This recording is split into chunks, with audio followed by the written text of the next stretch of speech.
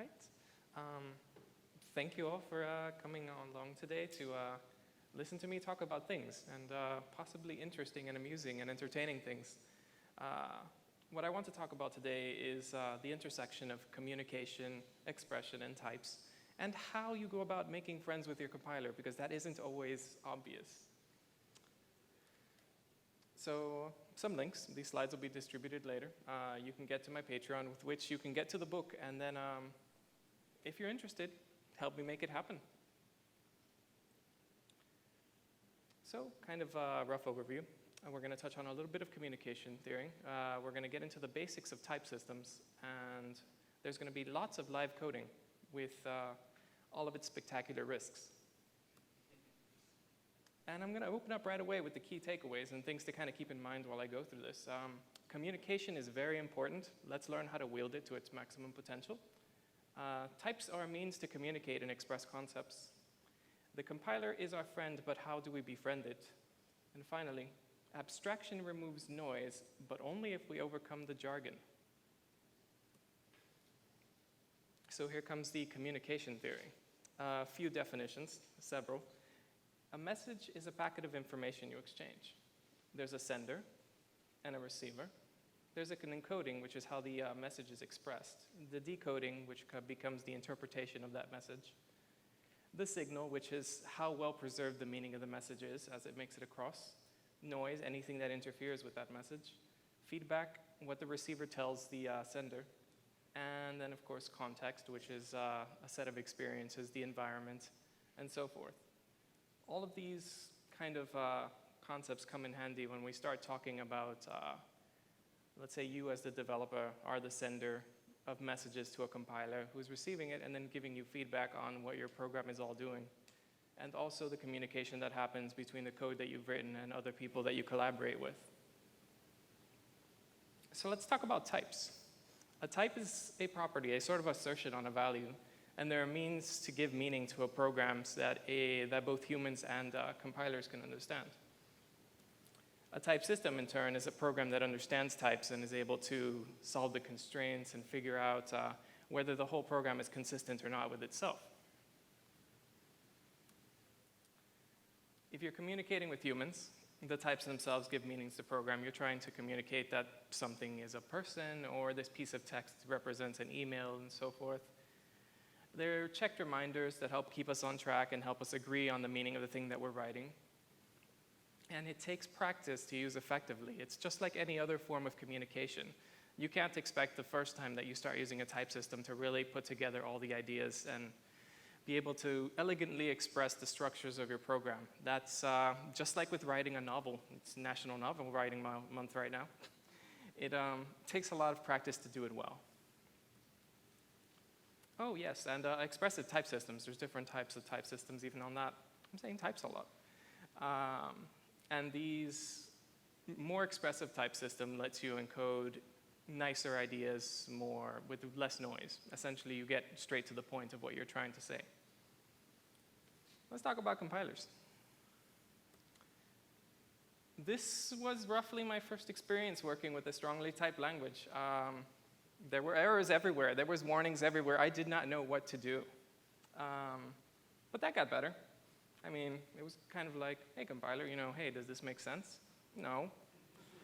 How about now? A few changes, no, still no. Maybe a little bit of unsafe, perform IO, undefined. Be nice, please. Cut me some slack here. And the compiler's like, sure, let's go with that, why not?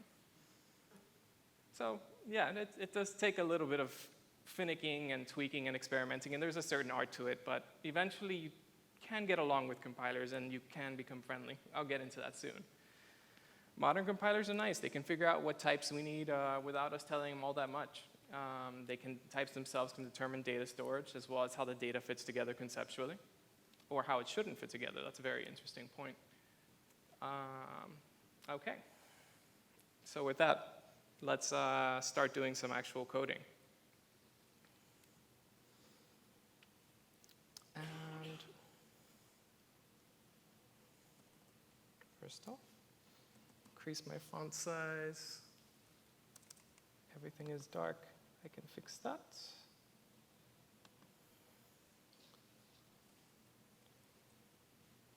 So how many of you all have used Haskell before, have heard of it? Fantastic, then you all have seen some of this before. So this is GHCI. It's the Haskell REPL. And we can type in some expressions. 1 + 1 is 2. We can ask for the type. I don't know, maybe I should go non-full screen. And oops, a little bit of manual tweaking here.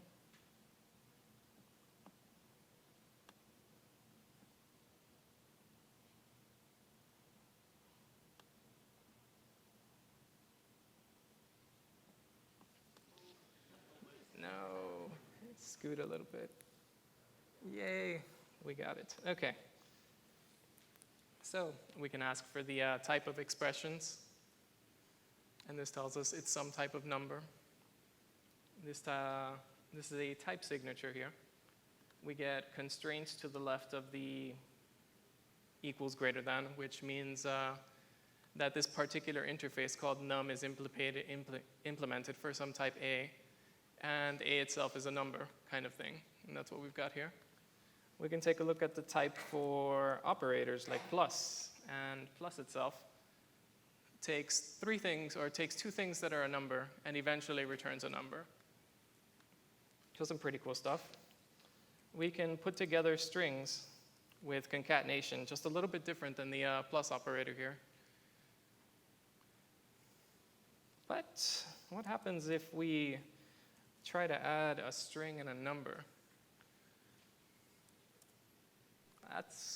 That's one of the first type errors I ran into, and it's telling us a whole lot.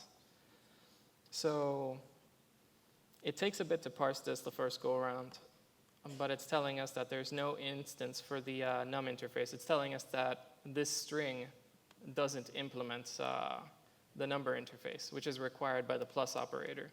And then you get a whole bunch of provenance, like where did the error originate from, and so forth. And we get a line number and a column number, which isn't so exciting for a REPL session, but it's fantastic when you've got several thousand line files.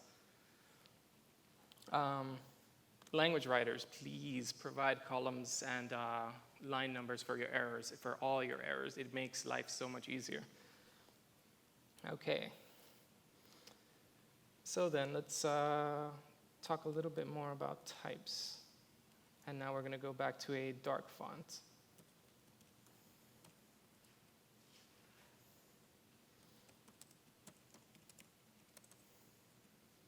Okay. So we've got something called a sum type. Here, data color, let's say, could take the form red, green, or blue. And with a little annotation down here, we can print it out. So sum types are fantastic. They let you very clearly say that these are all the possible shapes that this data can take. We can add more shapes over time, great for refactoring. Let's define a simple function going from color to color.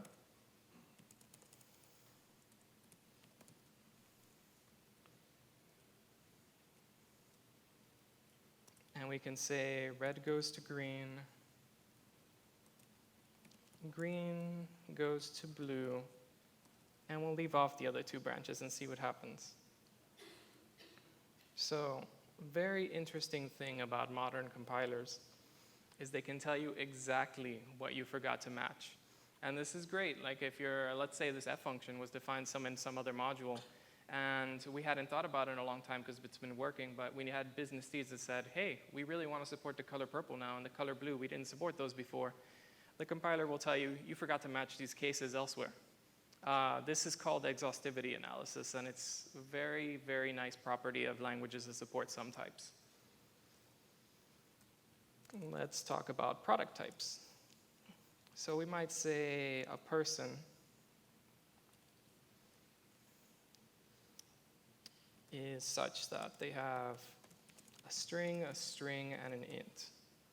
That's not all that great, not that terribly descriptive. We might say that then you can make a person by passing along a string, and an int, and then you get back a person.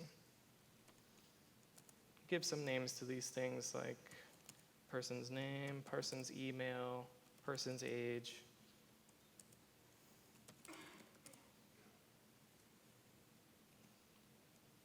And that all type checks. This is a product type. It's called as such because the possibilities are multiplied. And the string is inhabited by some infinite number of possibilities, and so is string and integer as well may as be.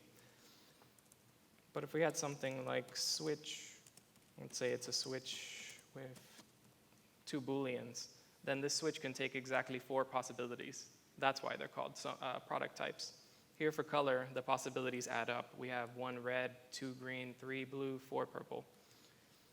Sums and products. Now we can talk about polymorphism.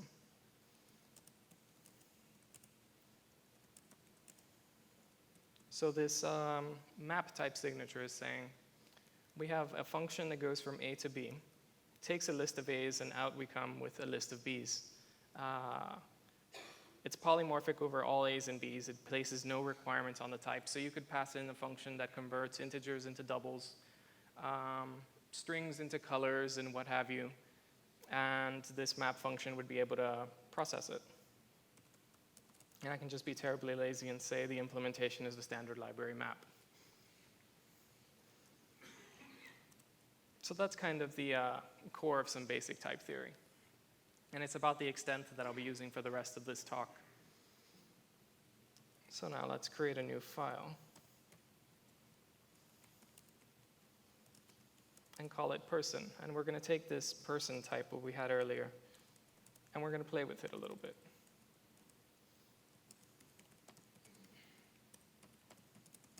So we already saw that this kind of string int isn't very useful. It's not very descriptive. It doesn't express a lot. There's a lot of noise here. There's a lot of ambiguity. We could do much better in terms of what we're communicating. So I'm going to go ahead and define some new types. So we can say that a person takes a name, and a name itself is a string. We can say that we also have emails and their strings. And finally, we have age. And age itself is a string. Now, what this does for us, aside from giving names to concepts that we're more familiar with, we're encoding our domain. The compiler will protect us. We can no longer mix up integers with ages. We can no longer accidentally pass in the name where the email is expected and vice versa. So it's a very powerful little technique. So let's actually give that a try. We've got our person available now. And we can say that they take a name cat. They have an email cat@cat.com. We love cats. And an age of 2,000 or 20,000. Look at that. And that type checks okay. Now what happens if we swap the order of email and name? Everything turned red. Errors. What's the compiler telling us? We couldn't match the expected type name with the actual type email. So the compiler is already helping us out. And if we did a thing where we didn't even try to lift these things into our fancy custom types, we just tried to pass along the strings. Let's say we kind of fell into the habit of the old API. That is also flagged. Expected name type with actual type list of char, or string. So this is kind of the heart of being able to use types to lift our discussions into a higher level of abstraction and also protect us. Let's add a little bit more to this person. Meanwhile, restoring things to their rightful place. Now we want, because of a customer request, this person has to have a favorite color. And they said it's okay if we just have green, red, and blue as kind of a starting point. And we can just add that in. And now we can save. What happens? So f here is now becomes a function that expects a color because we didn't provide it. So it kind of ends up being a cute thing. I expected a type error, to be honest, but there. I bound it, and now we've got a fully constructed person. F has no type signature, but it's just a constant person. So that's kind of the process of refactoring. The more you encode, the more the compiler can help you out. That's kind of our one-way path with the compiler. And something I haven't touched on yet is notice that I've created a very interactive flow. That's one of the most crucial parts for befriending a compiler. You should be taking advantage of editor support for connecting with your typed functional language and having it kind of indicate where the errors are. There will be colors. Colors create that contrast that you see where things have gone wrong. And it happens very, very, very quickly. These type check cycles are often in the order of 100 milliseconds or less. And that's even for larger programs. So now let's try another example.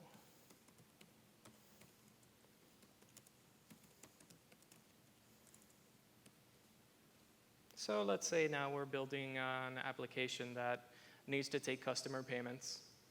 And our very first pass is we take credit cards that themselves have 2 strings attached. And let's immediately do the refactoring to address as string, and then CC number is also a string. So a credit card has an address and a CC number associated with it.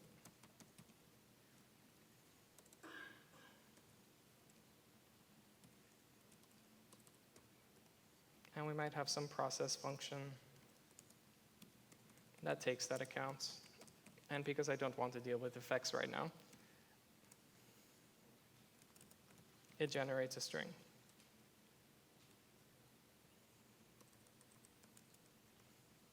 And we'll just say that the credit card's been processed if yay money comes along, is the output for this. So the business grows a little bit, and we find out that there's some customers that don't have credit cards, and they need to mail in a check. So that comes from some address, and we'll say that's the only field. Now we come back to our process function. We get our exhaustivity analysis warning. We come along, fill it in, and say that's going to take a while.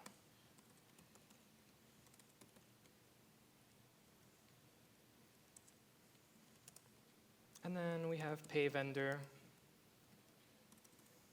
who now has some particular CC number. And let's say some ID that's an integer.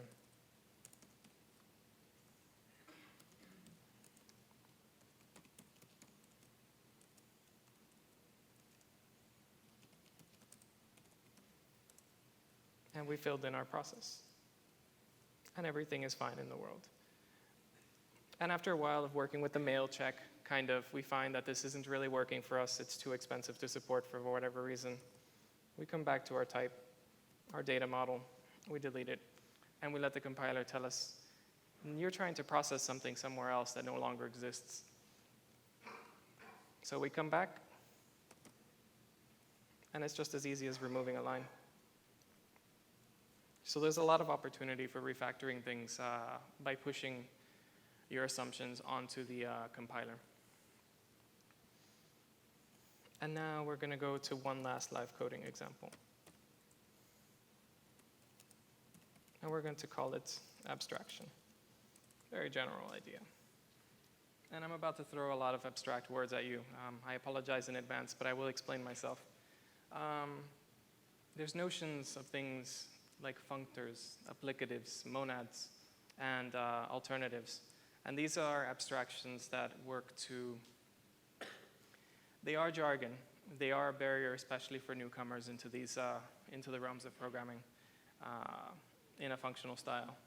And that does create a barrier for kind of figuring out what these programs are doing and how to work with these abstractions. And they themselves have a mathematical background with certain laws and conventions associated with them as to how they're used in programming. Something that I found very interesting for talking about these concepts from a practical point of view is to think of them as computational contexts. They themselves encode what kind of rules happen when you start applying arguments, and that's really all that they're doing. And I'm going to demonstrate this now by implementing an analog to optionality, the maybe type, and showing how each of the pieces fits together. So we might have some control type called mabes A. And there's def a value, or there's not. It's not there. The functor instance for mabes has a single function you have to implement called fmap. It takes a function, takes a value, and then does a thing. Let's expand it out. So if we have a thing, it's okay to apply the function. We unwrap it, and then we have def f of x. We've applied that function and transformed the underlying argument. And then when there's nothing there, there's nothing to apply to. And that's all that amounts to. We're not going to see it in action just yet. We need a little bit more machinery. Applicative is a little bit stronger than functor. Where functor lets us lift something into this computational context, applicative lets us carry out computations and applying actual arguments towards success. So if we have some regular old pure value x, an integer, a string, a Boolean, and we want to lift it into a mabes computational context, then we just say def of x. There's definitely something there. That's our rule. And now here's our fancy apply type, and it has exactly 4 cases to consider. Expand a few things out.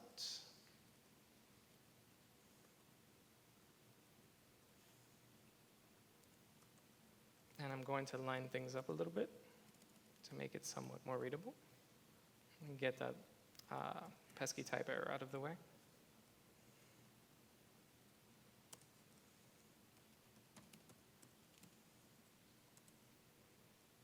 Okay, so if our last computation succeeded, we definitely have an f, a function f, and our current value is definitely there.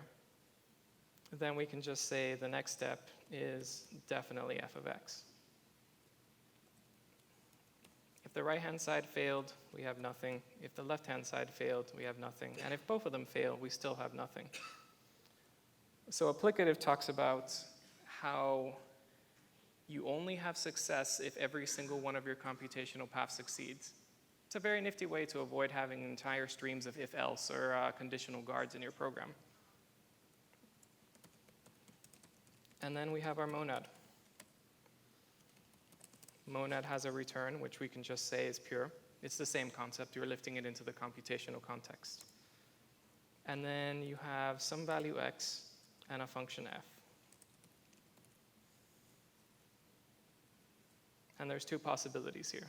The function itself takes a pure value and outputs something in our computational context.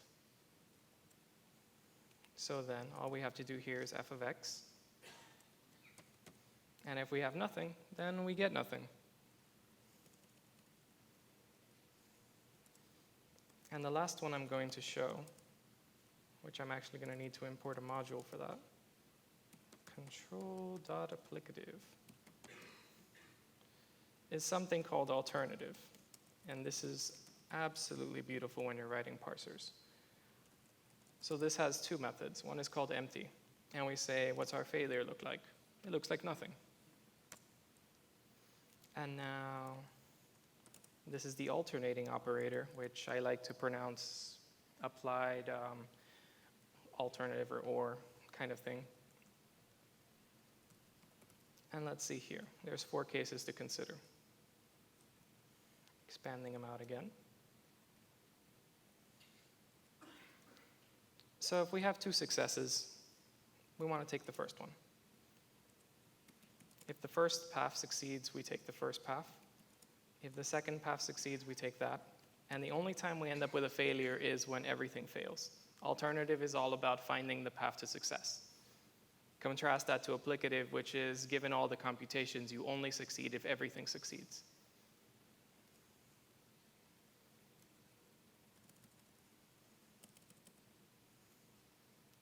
So with that, I have kind of covered one layer of abstraction. And there's a lot of common abstractions out there, lots of interesting ways that you can put together your programs.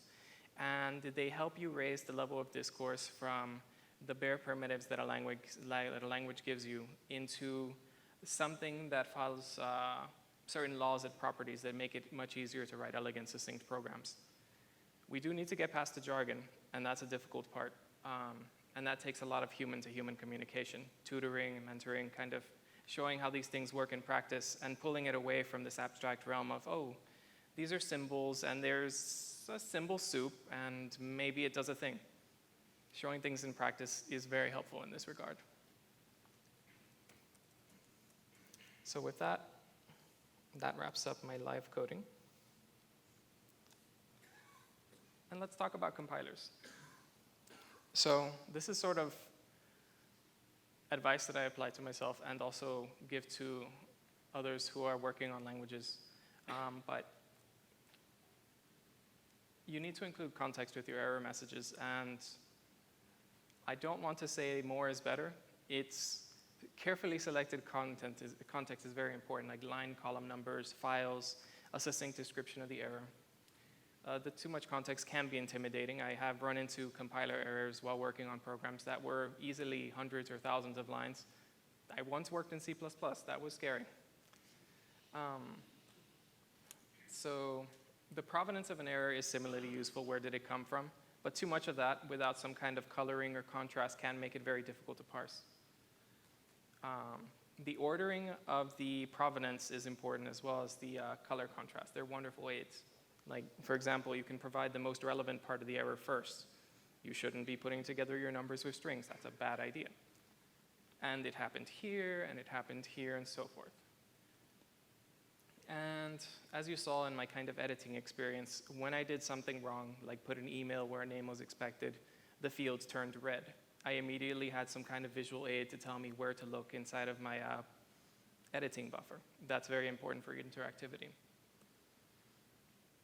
So with that, that kind of brings my talk to a close.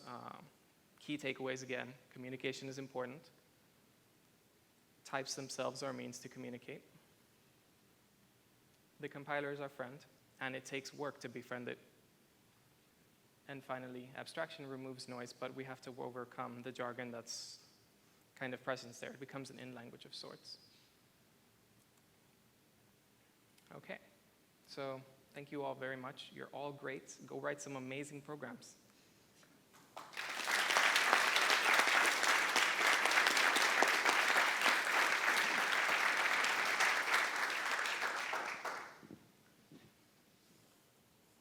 Yes, let's take some questions.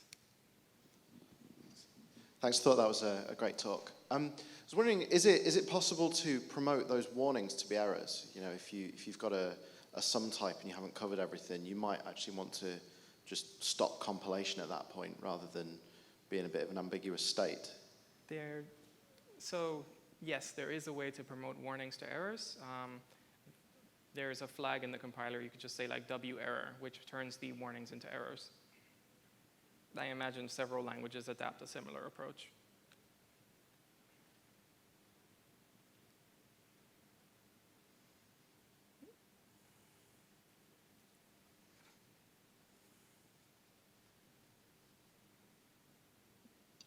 Thank you for your talk.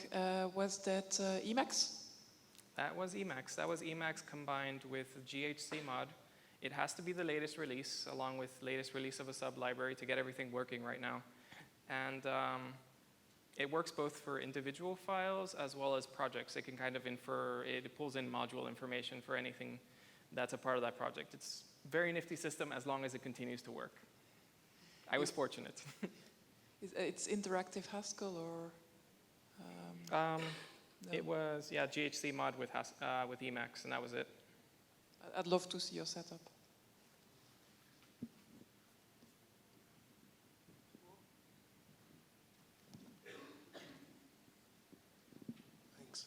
In terms of letting the type system help you out, how do you then fit in things like covariance and contravariance, especially if you're sort of trying to build new types from existing primitives?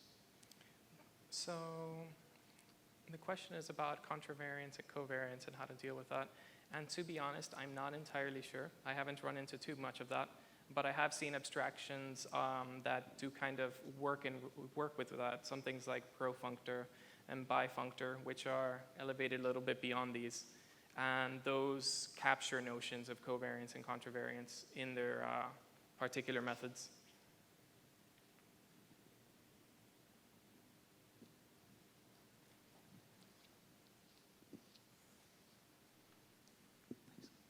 So you talked about building up this conceptual model of our world and how Haskell can help us encode that, and we can talk to the compiler and it can help us out. Could you speak to the aspect of then sharing that model with non-technical people? Maybe it's the client that we're doing stuff for, or some client services team in our company. The communication that goes that way rather than just down to the computer. Yes, I can speak to that, and honestly, it's something that I haven't done too much of yet, but the basic premise is you listen to your clients, you listen to your customers, and you start figuring out what's the domain, what things continue to occur. Some of those things will be singleton fields like emails or IDs, and you get them from the customer, and then as you start seeing those come up repeatedly, you raise them into a new type. You no longer start referring to it in its data representational level, but you lift it to the domain of the customer's explanation. And then when you start talking about your program and where it went wrong, you can tell your customer, oh, email fields weren't parsed correctly, and you can point them even to the program if that's the nature of your customer interaction relationship. Some types, you capture all the possibilities, the shapes that things can take. So you start having a customer enumerate, these are the cases I want to support right now, and you can show them, here it is. So there's some interesting possibilities for expressivity, but you still have to be aware of the potential technical barriers and watch for jargon, because those will be barriers to communication.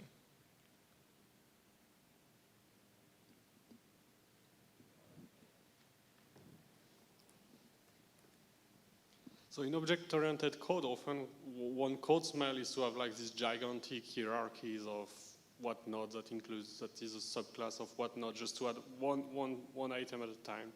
Have you seen things go wrong as well using GHC and Haskell? Could you repeat the last part of your question? Have you experienced cases where you run into a type system ETs where you try to have too many granular types just to add, let's say, an address, just to add an age, and so on, because you could compose everything piecewise?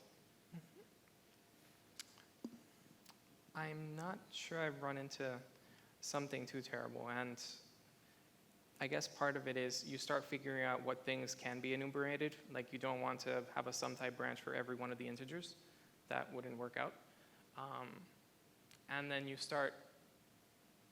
kind of start breaking maybe some of your inputs into equivalence classes. Like, you say, these first 5,000 values, they map into this one branch of this sum type. And that you take strategies to reduce the problem. So you, I guess, try to work with only what's relevant to your domain. Does that work? Does that answer it?